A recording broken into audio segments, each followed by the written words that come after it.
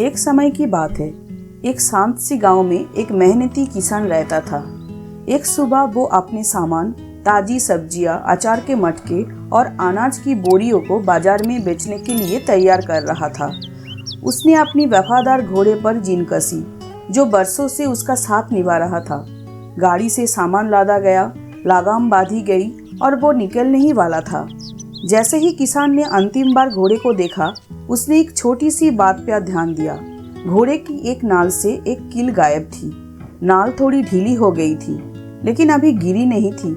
किसान कुछ पल के लिए रुका और सोचा कि शायद उसे लोहार के पास जाकर नाल ठीक करवा लेनी चाहिए।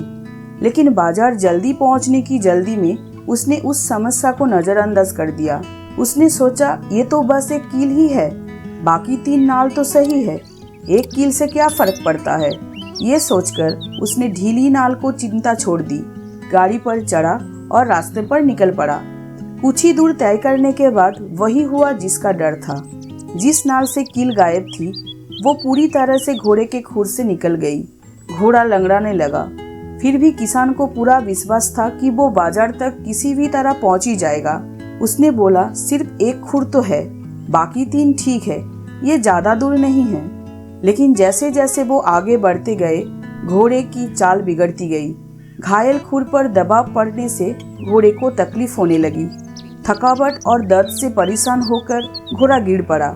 उसके पैर में गहरी चोट लग गई थी और वो उठ नहीं सका। किसान घबरा कर गाड़ी से उतरा। उसका सारा सामान सड़क पर बिखर गया था। मटके टूट चुके थे, अनाज बिखर गया था और सब्जियां खराब हो गई थी। सबसे बुरा ये था कि उसका जो प्यारा घोड़ा था वो अब चलने की काबिल नहीं था।